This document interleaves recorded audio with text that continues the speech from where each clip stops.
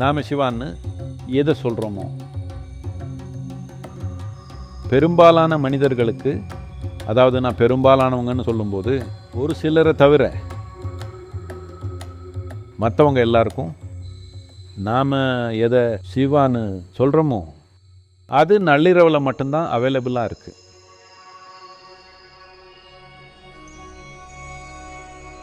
நடுராத்திரியில் மட்டும்தான், மற்ற நேரத்தில் இல்லை. அந்த பரிமாணத்தை மற்ற நேரத்துலையும் நீங்கள் தெரிஞ்சுக்கணுன்னா உங்களுக்கு நீங்கள் செஞ்சுக்க வேண்டிய விஷயங்கள் நிறைய இருக்குது.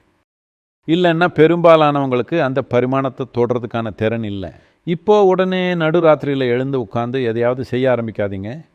உங்களுக்கு ஏற்கனவே தெரிஞ்ச மாதிரி சிவனுக்கு நிறைய ரூபங்கள் இருக்குது. அவர் சில ரூபத்தில் வந்தாருன்னா உங்களால் அதை சமாளிக்க முடியாது. இது ரொம்ப அற்புதமானதாக இருக்கலாம். இறுதி கணக்குப்படி பார்த்தா இது அற்புதமானதாக இருக்கலாம்.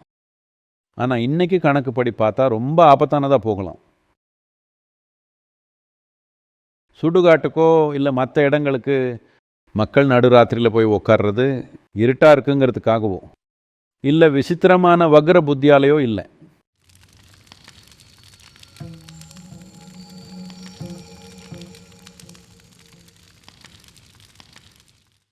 அவங்களுக்கு அனுபவ ரீதியாக தெரியலன்னாலும் அந்த நேரத்தில் மட்டும்தான் அவைலபிளாக இருக்குன்னு பாரம்பரியமாக தெரிஞ்சிருக்கு. அது என்ன இழுத்துருச்சு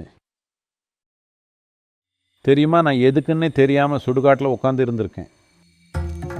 எதுக்கு அங்கே போகிறேன்னே தெரியாது. எப்போவுமே அது என்ன ஈர்த்து நடுராத்திரியில் அங்கே உட்காந்துருப்பேன். ஏதோ தேடலில் இருந்தன்றதுக்காக கூட இல்லை.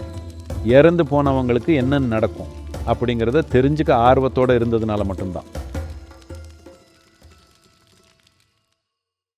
எனக்கு 13 வயசாக இருக்கும்போது இது நடந்துச்சு. தசரா லீவ் விட்டுருந்தாங்க. கிட்டத்தட்ட 15 நாள் இருக்கும். நாங்கள் திரும்பி வந்தப்போ எங்களோட கிளாஸ்மேட் ஒருத்தங்க இறந்து போயிட்டாங்கன்னு தெரிஞ்சுது. ஒரு பொண்ணு லீவ் அப்போ அவங்க நிமோனியா வந்து இறந்துட்டாங்க. ஸோ எங்களுக்கு 1 வருஷம் ஜூனியராக இருந்த அவங்க தம்பி எங்ககிட்ட வந்து லீவில் அவள் இறந்து போயிட்டான்னு சொன்னான். ஆரம்பத்தில் இது நாங்கள் விளையாட்டுன்னு நினச்சோம். நாங்கள் அந்த பொண்ணோட குரலை இமிட்டேட் பண்ண முயற்சி செஞ்சு அவள் அட்டெண்டன்ஸுக்கு எல்லாம் ப்ரெசென்ட் சொன்னோம். ஏன்னா அப்போவும் அவள் பேர் அட்டெண்டன்ஸில் கூப்பிட்டுட்டு இருந்தாங்க. ஆனால் கொஞ்ச நாளுக்கு அப்புறம் இது என்ன ரொம்ப பாதிச்சிடுச்சு. அந்த பொண்ணுக்கு எங்கள் வயசு தான், இங்கே தான் இருந்தா. ஆனால் அப்படியே மறைஞ்சு போயிட்டா. அவள் எங்கே இருக்கா?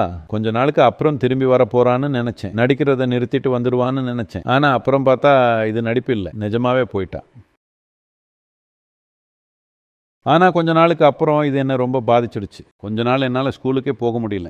இது ஏதோ எமோஷனலான ஒன்று அப்படியெல்லாம் இல்லை. சரியா? அந்த நபருக்கும் எனக்கும் அப்படி எதுவும் இல்லை. வெறும் ஆர்வம் தான். என்ன மாதிரியே நிஜமாக இங்கே ஒருத்தங்க இருந்தாங்க. புஃப். எங்கே வேணும்னாலும் தேடி பாருங்க. அதனால் என்னதான் நடக்குதுன்னு உண்மையாகவே தெரிஞ்சுக்க விரும்பினேன். அதே மனசில் பாதிப்பை ஏற்படுத்திச்சு. எனக்கு தெரிஞ்சுக்கணும். அதனால் நானே போய் பார்க்கலாம்னு நினச்சேன். ஏன்னா நான் இப்படி தான், எனக்கு நானே போய் எல்லாத்த பற்றியும் தெரிஞ்சுக்கணும்.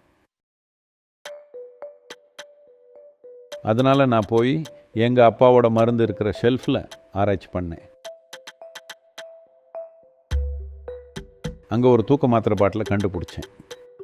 அதை வெளியே எடுத்தேன். ஏன்னா அது திறந்து இருந்துச்சு. மாத்திரையை எண்ணி பார்த்தேன். 98 இருந்துச்சு. யாருக்கும் தெரியாமல் இறந்து போகிறதுக்கு எவ்வளோ தேவைன்னு கொஞ்சம் விசாரித்து பார்த்தேன்.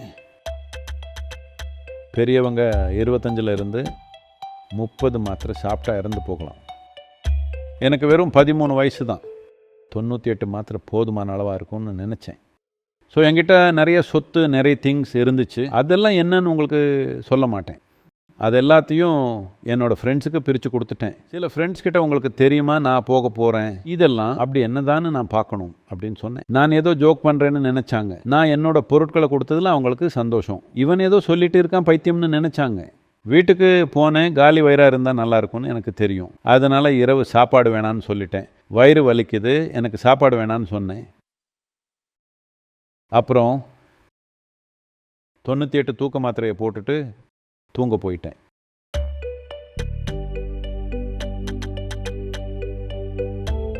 அதுக்கப்புறம் என்ன நடந்துச்சுன்னு எனக்கு தெரியாது. 3 நாள் கழித்து நான் மெதுவாக கண்ணை திறந்தேன். நான் சொர்க்கத்துலேயோ நரகத்துலேயோ இல்லை வேற எங்கேயோ இல்லை, மேலே இருந்த கூரையை பார்த்த உடனே அது அப்பாவோட ஹாஸ்பிட்டல் தான்னு எனக்கு தெரிஞ்சிடுச்சு. உடனே கண்ணை மூடிட்டேன். தப்பான இடத்துல இருக்கேன்னு எனக்கு தெரிஞ்சிடுச்சு. 3 நாள் வயிறை க்ளீன் பண்ணுற எல்லா விதமான மருந்தையும் கொடுத்தாங்க, ட்ரிப்ஸு கொடுத்தாங்க, என்னென்ன செய்ய முடியுமோ எல்லாத்தையும் செஞ்சாங்க. அவங்க என்ன போக விடல. 3 நாள் கழித்து இது எல்லாத்துக்கும் அப்புறமும் எனக்கு ஒன்றுமே தெரில. எனக்கு தெரிஞ்சது எல்லாம் 3 நாள் எனக்கு எல்லாமே பிளாங்க் ஆகிடுச்சு. ஹாஸ்பிட்டல் பெட்டில் இருந்தேன், அவ்வளோதான். அப்புறம் அதை பற்றி தெரிஞ்சுக்கிறதுக்கு இது வழி இல்லைன்னு புரிஞ்சுக்கிட்டேன்.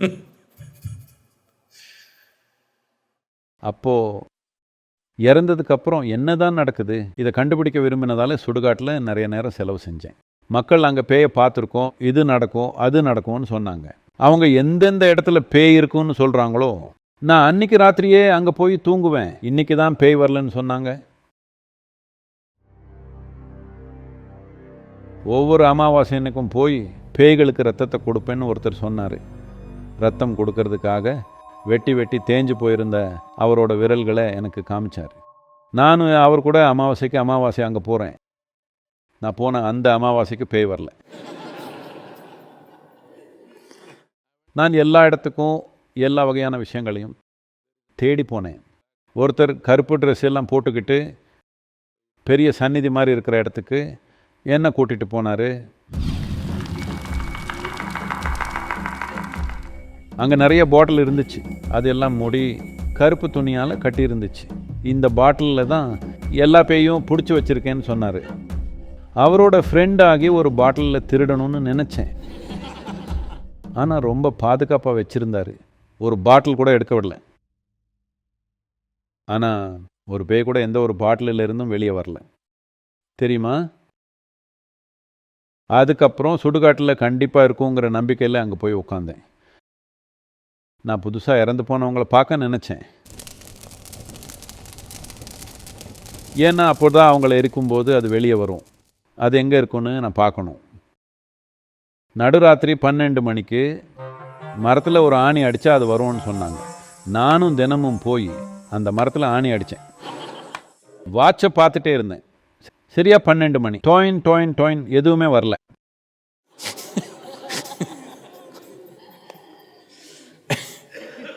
நான் அங்கேயே உட்காந்துருப்பேன். மக்கள் பிணங்களை கொண்டு வருவாங்க. உங்களுக்கு தெரியும்ல, எல்லாரும் அழுவாங்க, கத்துவாங்க, எல்லாமே இருக்கும். ஆனால் யாருமே ரொம்ப நேரம் அங்கே இருக்க மாட்டாங்க. அதிகபட்சம் அரை மணி நேரம் இல்லை 1 மணி நேரம் தான் அங்கே இருப்பாங்க. அது எரிய ஆரம்பித்த உடனே அவ்வளோதான். அவங்களுக்கு வேறு வேலைகள் இருக்குது தெரியுமா, அதனால் அவங்க போயிடுவாங்க. நான் 100கணக்கில் தகனம் செய்கிறத பார்த்துருக்கேன். அதில் குறைஞ்சது 80% இல்லை அதுக்கு கொஞ்சம் அதிகமான மக்கள் கடைசி தணல் எரியற வரைக்கும் வெயிட் பண்ண மாட்டாங்க. நெருப்பு எரிய ஆரம்பிக்கும் போது அங்கே நிற்பாங்க, அழுவாங்க, வாட்ச பார்ப்பாங்க. போகலாம் வாங்க, போகலாம் வாங்க, போகலாம் வாங்க. ஏன்னா அது 5, 6 இல்லை சில நேரம் 7 மணி நேரம் கூட எரிஞ்சிட்டே இருக்கும்.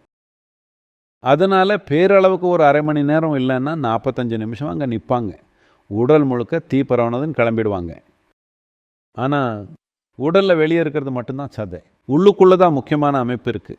உங்களுக்கு ஏன் இந்த உருவம் இருக்குது, நீங்கள் இங்கே உட்காந்து இருக்கீங்க அப்படின்னா அதுக்கு காரணம் எலும்பு மண்டலம் தான். இந்த எலும்பு மண்டலத்தில் ரொம்ப ஈஸியாக எரிஞ்சு போகக்கூடியது முதுகு எலும்பு தான். ஏன்னா அதில் ரொம்ப கம்மியான பகுதி தான் எலும்பு. அது மட்டும் இல்லை, அது தொடர்ச்சியாக இருக்கிற எலும்பு இல்லை. அதனால் நடுவில் என்னெல்லாம் இருக்குதோ இந்த ஜவ்வு அப்புறம் மற்றதெல்லாம் எரிஞ்சிட்டா எலும்பெல்லாம் அப்படியே தனித்தனியாக கழண்டு விழுந்துடும். ஒட்டி இருக்கிற அந்த தலை 3/4 நேரம் கழண்டு டுடுப் டுடுப் டுடுப்னு உருண்டு ஓடும். அது எங்கேயும் போகிறதுக்கு பார்க்கல. அவங்க அடுக்கி வச்சிருக்கிற வரை எப்படி இருக்கும்னா எரிய எரிய அப்படியே சரிஞ்சு விழுகும். கை கால் எல்லாம் அப்படி உருண்டு போகாது, தலை மட்டும் எப்பவும் உருண்டு ஓடி போயிடும். அதனால் நான் எப்போவுமே ஒரு குச்சி எடுத்து அதை தூக்கி திரும்பவும் நெருப்புக்குள்ளேயே போடுவேன்.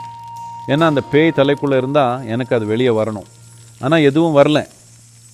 அதனால் இந்த மாதிரி விஷயங்கள் நடக்கும்போது அங்கே யாருமே இருக்க விரும்புறதில்லை. ஏன்னா அவங்க உயிரோடு இருந்தப்போ அவங்க கூட ரொம்பவே அன்பாக இருந்திருப்பாங்க.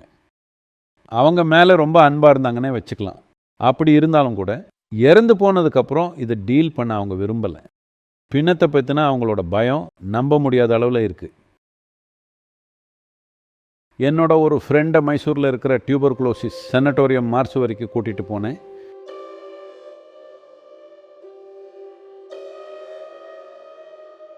சமூகத்தில் வாழ்கிற 90% மக்களுக்கு பிணத்தை பார்த்தா எவ்வளோ பயமாக இருக்குன்னு நீங்கள் தெரிஞ்சுக்கணும். பிணங்கள் எப்போவுமே எழுந்திருச்சு உங்களை உதைச்சதோ அடித்ததோ ரேப் பண்ணதோ இல்லை, வேற ஏதோ செஞ்சதோ இல்லை. அந்த மாதிரி ஒரு சம்பவம் கூட நடக்கலை. ஹலோ, ஒரு தடவை கூட அப்படி நடக்கலை. ஆனால் எல்லாரும் சும்மாவே இறந்தவங்களை பார்த்து அப்படி நடுங்கி போகிறாங்க. உயிரோடு இருக்கிறவங்க தான் நமக்கு கெடுதல் செய்ய முடியும். இறந்து போனவங்க எப்போவுமே அப்படி செஞ்சது இல்லை. அடிப்படையில் அவங்களுக்கு இருக்கிற அளவுக்கு அதிகமான பயத்துக்கு காரணம் அவங்க ஃபேஸ் பண்ண விரும்பாத அவங்களோட மரணிக்கிற இயல்பை பற்றி அவங்களுக்கு இது நினைவுபடுத்துறதுனால தான். தெரியுமா, கிட்டத்தட்ட எனக்கு 19 வயசாக இருந்திருக்கும். இந்த மாதிரி நிறைய விஷயங்களை பார்த்துருக்கேன். இந்த ஃப்ரெண்ட் சாதாரண பையன்தான், கோழைத்தனமான பையன் இல்லை, ஸ்ட்ராங்கான நல்ல பையன். நாங்கள் உள்ளே போனோம். ஏன்னா நாங்கள் இறந்து போன ஒருத்தங்களை அடையாளம் கண்டுபிடிக்க வேண்டி இருந்துச்சு.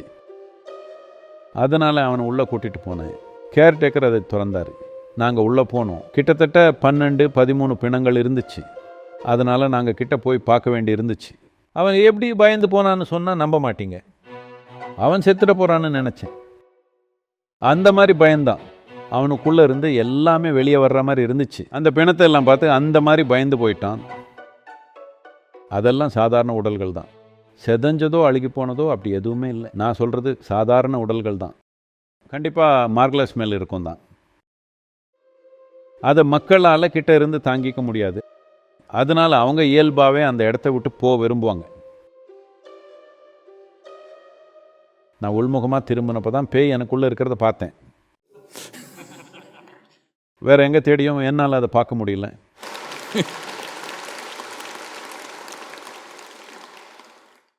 ஆனால் தினமும் சுடுகாட்டில் இருந்த அந்த எல்லா அனுபவமும் எனக்கு ஒரு விஷயத்தை 100% தெளிவாக புரிய வச்சுது. மரணிக்கும் இயல்பு